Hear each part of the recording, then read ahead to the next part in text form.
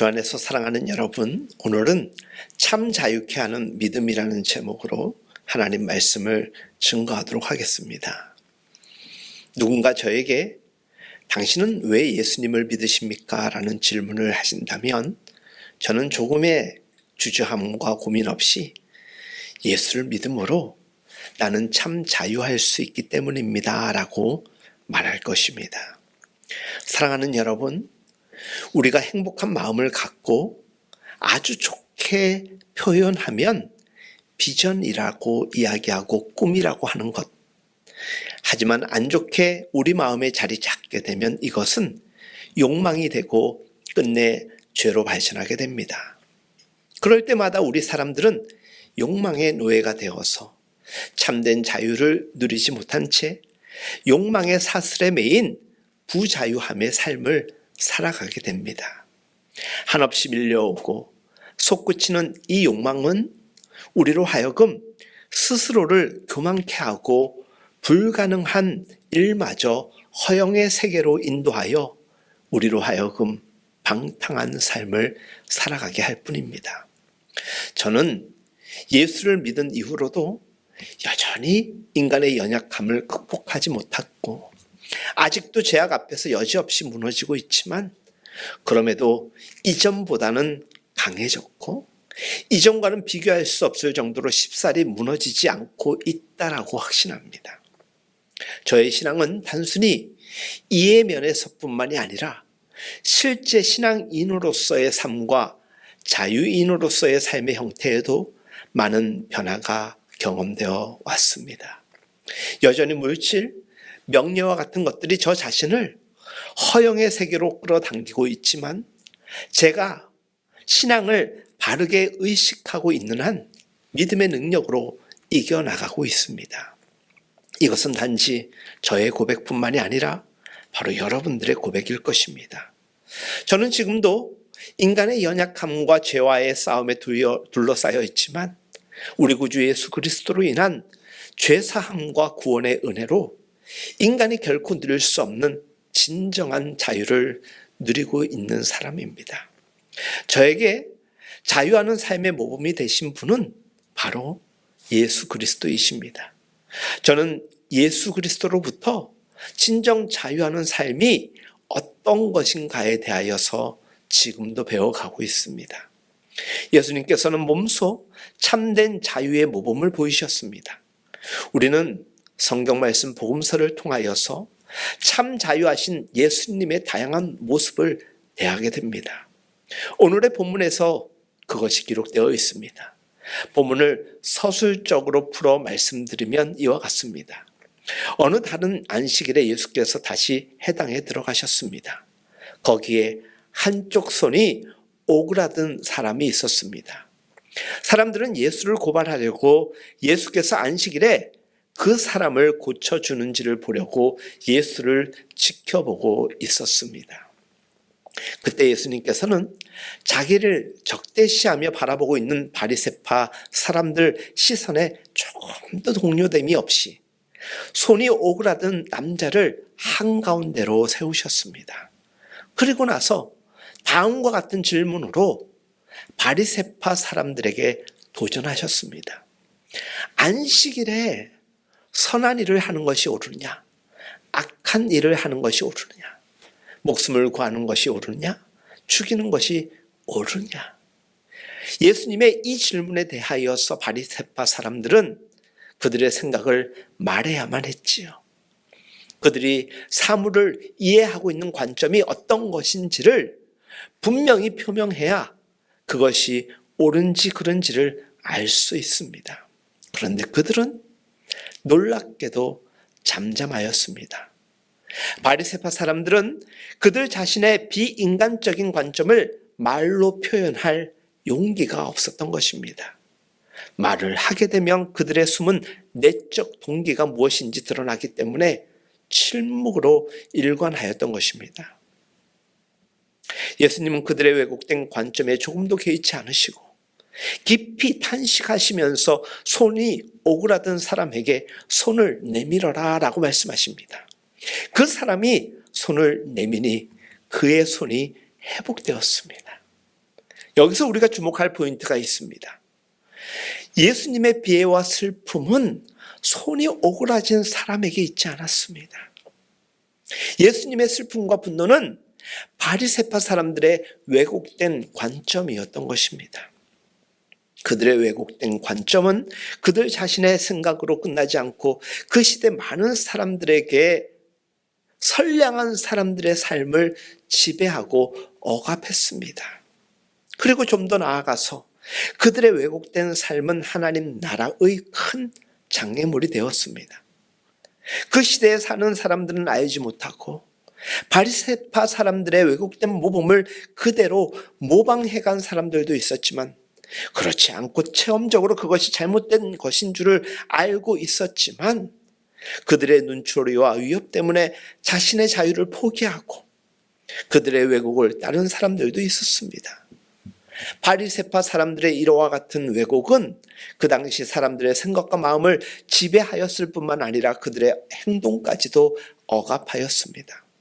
여러분, 예수님의 슬픔은 참된 자신을 잃어버리고 왜곡된 생각에 예속되어 살아가고 있는 그 시대 종교 지도자들과 그들을 따르는 무리들에게 있었습니다.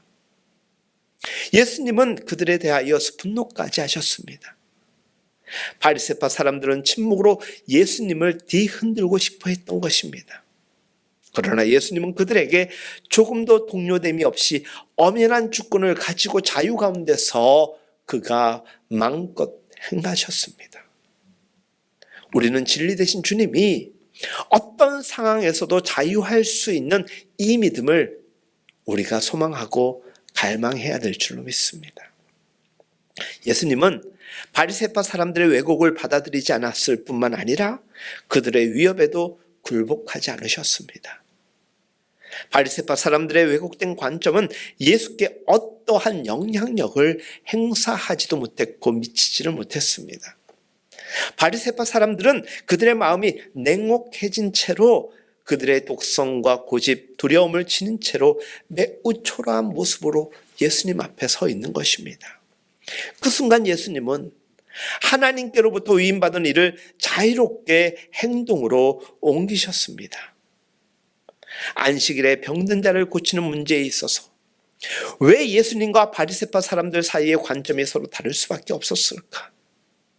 여기서 그 당시 상황에 대한 보다 근본적인 접근을 해보도록 하겠습니다.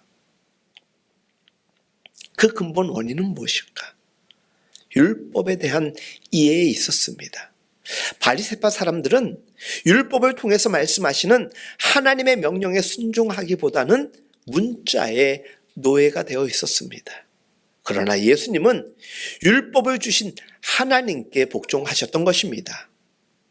그 다음 또 다른 하나는 사물에 대한 표상이 달랐습니다. 바리새파 사람들은 인간을 율법을 위해, 즉 율법의 노예로 보았다면 예수님은 율법이 인간을 위해 있는 것으로 이해하셨던 것입니다. 바리새파 사람들은 인간의 생명보다 율법을 더 절대화하였습니다. 그러나 예수님은 인간을 더 소중히 여기셨던 것입니다. 인간을 위하여서 율법을 허락하신 것입니다. 오늘날에도 대부분의 그리스도인들이 내면의 자유를 갈망합니다. 불우한 상황에서, 정말 많은 시험과 유혹의 상황에서도 어떻게 인간의 존엄성을 지킬 수 있는가 고민합니다. 외부에서 부딪혀오는 운명에 완전히 종속될 것인가, 아니면 운명이 우리에게 종속되는가에 대하여서 고민합니다. 우리에게 일어나는 일을 두고서 우리가 어떻게 내적으로 체험하고 어떻게 대하여야 할 것인가 생각합니다. 우리를 오로지 일의 성과로만, 그리고 결과를 두고서 평가하는 사회에서 어떻게 내적으로 자유롭게 살 수 있는가, 아님 사회에서 이탈해 나와야만 하는가, 나는 어떻게 하면 나를 재는 다른 사람들로부터, 그 사람들의 잣대로부터 자유로울 수 있는가 고민합니다. 어쩌면 이것은 우리 신앙인들만의 문제가 아니라 현대 사회를 살아가는 모든 사람들의 고민일 것입니다. 그럼에도 신앙을 가진 우리들은 더 깊은 고민을 할 수밖에 없습니다. 갈망하면서도 갈등 속 고민의 삶을 살아가는 것이 우리의 현실입니다. 이러한 현실에서 우리는 다음과 같은 질문을 갖게 됩니다. 진정 우리가 그리스도인으로서 자유하는 삶이 가능할 것인가? 만약 가능하다면 그러한 자유를 어디에서부터 얻을 수 있을까? 우리는 질문할 수 있습니다. 오늘의 현실에서 일의 성과만을 중요시하는 사회에서 자신이 하고 싶은 대로 하면서 살 수 없다고 한탄하는 사람들이 얼마나 많은지 모릅니다. 그러나 엄밀하게 분석해 보면 그들을 부자유하게 만들고 있는 것은 사회적 상황이나 다른 사람이 아닌 나 자신 때문입니다. 어쩜 나 자신이 자유롭지 못한 상태에 있기 때문에 자유롭지 못한 것입니다. 우리는 우리 자신을 자유로울 수 없는 것에 예속시킨 채 살아갑니다. 우리가 자유하다면 욕망의 노예가 되지 말아야 되는데 자유하고 싶으면서도 끊임없이 욕망하는 그 이유 때문에 우리는 진정한 자유를 누리지 못하고 있는 것입니다. 자유를 갈망하고 있는 대부분의 사람들이 자유를 원하면서도 많은 돈을 벌고 싶어하고 수많은 사람들에게 인정받고 싶어하고 누구와도 비교할 수 없는 성공을 원합니다. 저는 이것이 결코 불가능한 일이라고 말하진 않습니다. 그럼에도 결코 가능한 일이라고 말하는 것에는 조심스러운 마음일 뿐입니다. 제가 목사가 된 이후에 진리 안에서 자유하는 사람으로 살아가기 위해서 저부터 얼마나 노력하고 진리에 목말라 있는지 모릅니다. 목회적인 성공, 유명한 목사, 큰 교회와 같은 것을 구체적 삶의 목표로 두지 않고 있지만 끊임없이 그것에 대한 생각을 하고 있는 것 또한 사람인지라 저의 고백으로 여러분들에게 드릴 수밖에 없습니다. 하지만 언제나 하나님 말씀 앞에 서고 기도할 때면 그것이 결코 우선될 수 없고 그것이 우선될 때는 결코 이룰 수 없는 것이라는 하나님의 지혜를 겸허하게 받게 됩니다. 진정한 내 자신이 되어가는데 목표를 두어야 되겠다라는 그 마음으로 예수님의 자유함, 그 모델 되신 예수님을 따라가기 위하여서 노력할 뿐인 것입니다. 여전히 저는 지금 고민하고 있고 그 고민은 기도로 이어지고 있고 실천하기 위하여서 노력하며 살아가고 있습니다. 주 안에서 사랑하는 여러분, 참 자유하는 모범 예수 그리스도시다고 저는 말씀을 드렸습니다. 우리는 예수 그리스도에게서 자유의 문제에 대한 해답을 얻어야만 합니다. 우리가 예수님으로부터 배우게 되는 자유하는 삶의 그 모범은 올바른 표상을 갖는 것입니다. 그릇된 표상을 갖고 있기 때문에 우리는 바른 지향점을 향하여 살아가지 못하는 것입니다. 예수님은 우리에게 자유하는 삶을 위하여서 어떤 것을 지키고 어떤 것을 하지 말라는 이 경기적인 율법을 제시하시기보단 예수님은 우리에게 올바른 표상을 친히 보여주셨습니다. 말뿐만이 아니라 그 이상으로 삶으로 행하셨다라는 것이고 그렇게 사신 분이 예수 그리스도이십니다. 그 예수 그리스도의 삶은 자유한 삶이었습니다. 진리가 너희를 자유케 하리라 하신 그 말씀을 하실 수 있는 유일한 예수님이셨던 것입니다. 한편 예수님의 안식일의 이해, 그 예수님의 안식일 이해는 안식일은 사람을 위하여 있다는 것입니다. 안식일의 다양한 이 다른 이해는 행동에 있어서도 차이를 가져오게 되는 것입니다. 예수님은 안식일의 주인으로 행동하셨고 바리새파 사람들은 안식일을 섬기는 종의 삶을 살았습니다. 우리는 여기에서 그리스도인의 자유가 근본적으로 어디에서부터 오는가에 대한 문제에 대한 해답을 얻게 됩니다. 사랑하는 여러분, 그리스도인의 자유는 상항 이전에 우리가 갖고 있는 사물의 표상과 깊은 관련이 있습니다. 우리는 삶에 대한 올바른 표상을 형성해 갈 때에만 자유를 누릴 수 있습니다. 우리의 생애 목적이 경력을 많이 쌓고 돈을 많이 버는 데 있게 될 때 결코 우리는 내적으로 자유할 수 없습니다. 이런 것들이 우리의 표상, 우리의 삶의 우선이 될 때 우리는 언제나 다른 사람의 생각과 의지의 지배를 받게 되고 연연하게 됩니다. 그런즉 자유할 수가 없습니다. 다음은 다른 사람의 나에 대한 평가, 인기, 명성에 나 자신을 얽매이게 해서는 안 됩니다. 나는 진정 나 자신으로 형성되어 가야 합니다. 나에게 소망하고 바라시는 하나님의 꿈을 이루기 위하여서 하나님이 원하시는 것에 내 목표와 내 소망을 두고 살아간다면 세상이 나를 유혹하여도 거기에 매일 이유가 없지 않겠습니까? 우리가 다른 사람의 평가, 인기, 명성에 내가 예속되어질 때, 그리고 그것에 스스로 위험으로 빠져들어갈 때 우리는 진정 나 자신이 되어갈 수 없습니다. 여기서 진정한 나라는 것은 하나님이 원하시는 나에 대한 개념이겠죠. 어떻게 인기 있는 목사가 되고 명성 있는 목사가 될 수 있을까 보다는 어떻게 하나님께서 기뻐하실 수 있는 종이 될까 늘 고민하게 됩니다. 어떻게 큰 교회를 만들 수 있을까의 목표를 두기보다는 어떻게 사람들을 살아계신 하나님 앞에 바르게 인도할 수 있을까라는 질문을 가지고 고뇌할 때만이 저는 좋은 목사가 될 것이고 언제나 하나님 보시기에 합당한 종이 될 수 있을까라는 그 마음을 가지고 있습니다. 그것이 목사로서의 자유케 됨이라고 또한 확신합니다.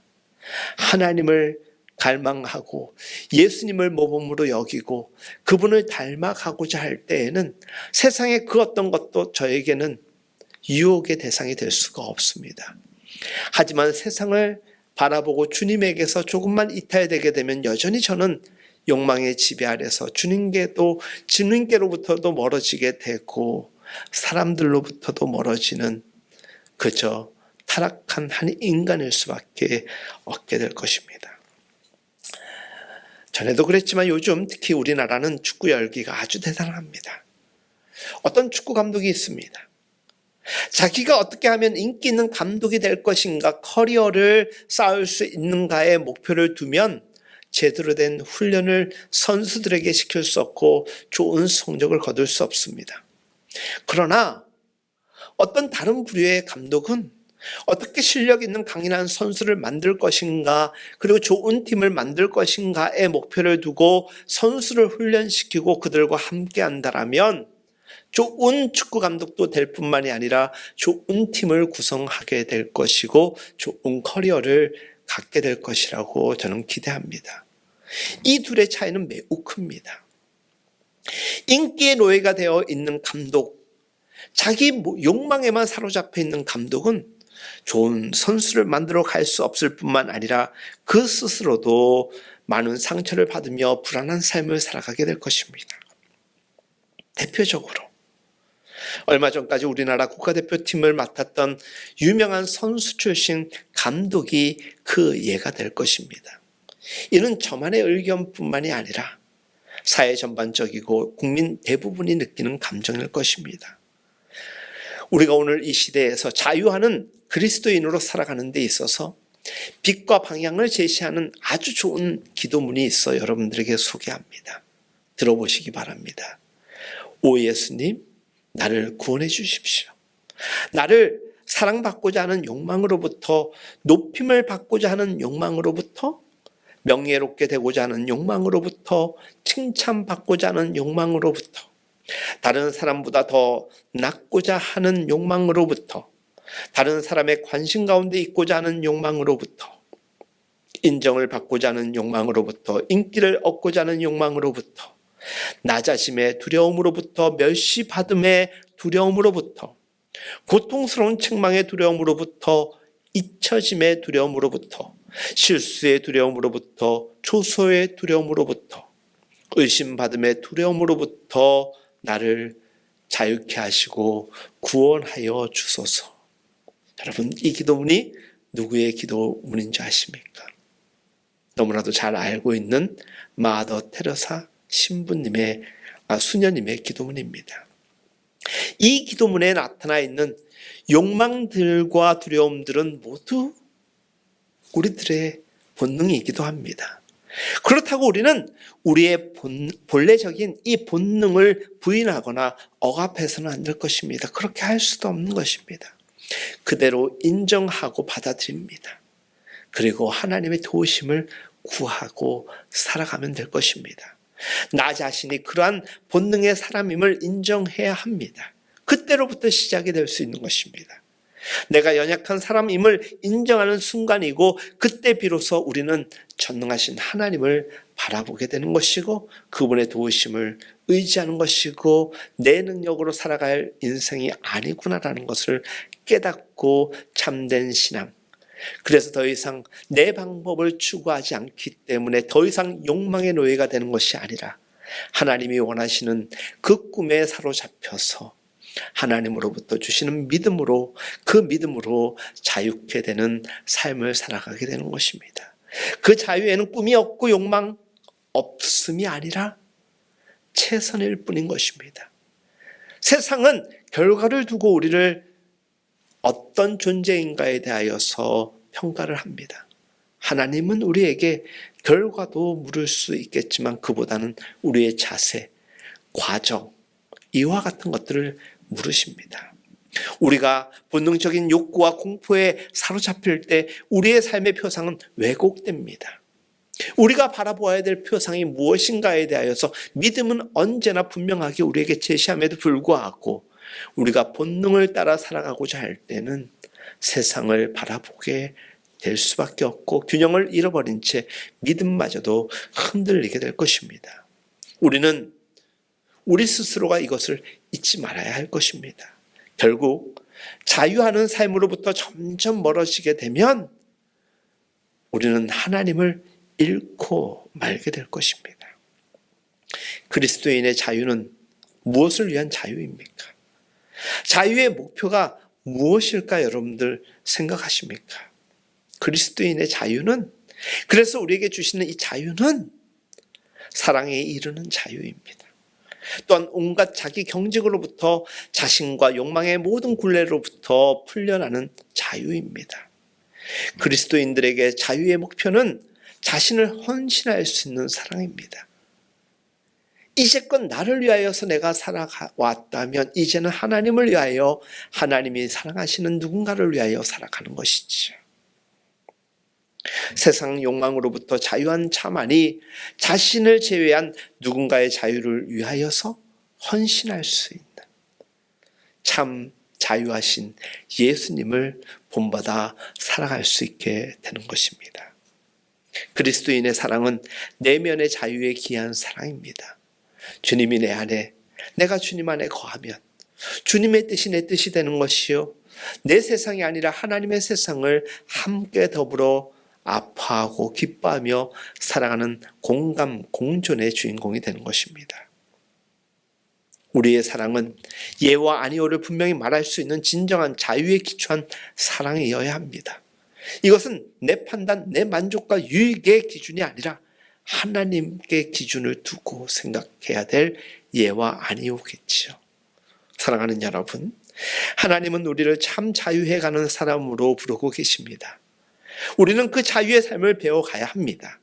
이 배움은 오직 하나님의 믿음으로부터 시작되며 하나님을 믿는 신앙으로부터 가능케 되는 것입니다.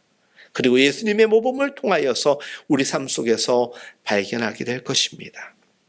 우리는 세상의 유혹을 이겨내며 하나님께서 우리에게 주신 생을 거짓과 허구에 빼앗기지 아니하고 진정한 나의 인생을 하나님이 원하시는 삶의 정조준하여서 주가 주시는 능력을 가지고서 살아가면 될 것입니다. 우리가 더 이상 명예, 인기, 칭찬, 돈, 성공에 예속되어 있지 말아야 될 이유를 이제 여러분들 좀 아시겠습니까? 이것들은 우리로 하여금 참된 자유로부터 불가능하게 하는 것들입니다. 그런 의미에서 자유인이 되어간다는 것은 자신의 생을 제대로 살아간다는 것을 의미하는 것입니다. 부디 우리 모두가 믿음 안에서 참 자유하는 삶을 살아갈 수 있기를 예수님의 이름으로 축복합니다.